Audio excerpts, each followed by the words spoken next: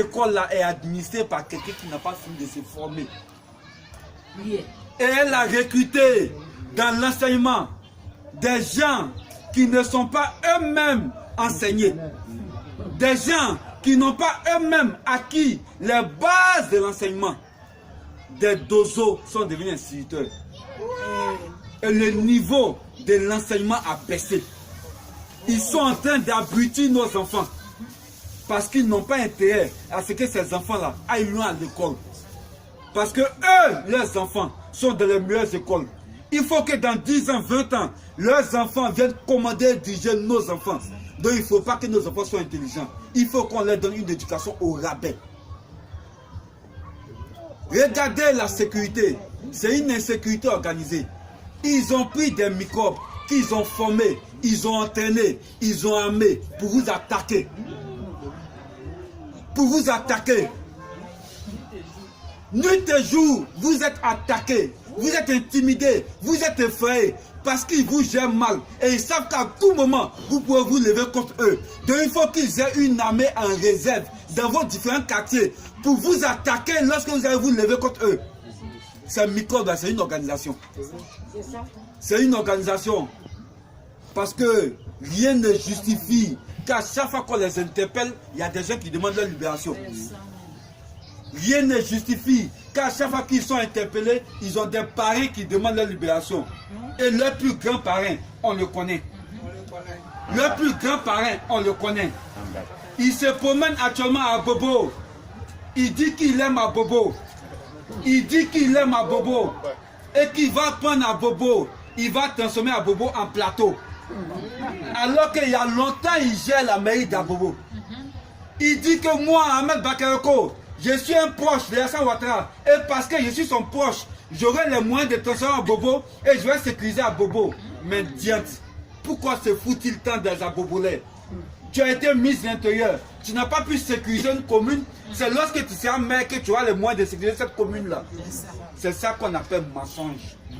Et ils sont forts dans ça. Et ils sont forts dans ça. Avant lui, le maire d'Abobo s'appelle Tunkara, qui est aussi un grand proche d'Alassane Ouattara, qui est aussi LDR. L'adjoint au maire s'appelle Kandia Kamara, qui est aussi très proche d'Alassane Ouattara et qui est ministre. Pourquoi ceux-là n'ont pas pu changer à Bobo et c'est toi qui vas pouvoir changer à Bobo? À chaque fois qu'il y a des élections, ils se découvrent un amour subi pour Abobo. Quand les élections finissent, ils abandonnent à Bobo. Quand les élections finissent, ils ne vont plus à Bobo.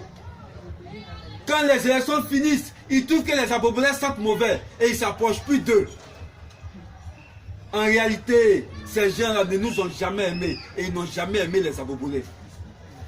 Regardez ce qu'ils ont fait dans les quartiers.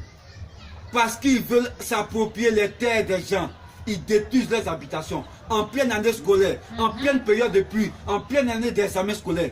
En pleine période des examens scolaires. Regardez ce qu'ils ont fait à Trècheville. Regardez ce qu'ils ont fait à Danga. Regardez ce qu'ils ont fait à Djamé.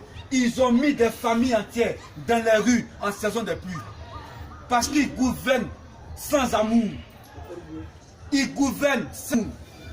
Regardez ce qu'ils ont fait à Port-Boué. Ils ont obligé des familles entières à squatter, à venir dormir sur des tombes. Des vivants qui cohabitent avec les morts. Parce qu'on veut la mort pour eux. Est-ce que ça c'est bon? Est-ce que ça c'est bon? Est-ce qu'on peut s'asseoir devant toutes ces injustices-là?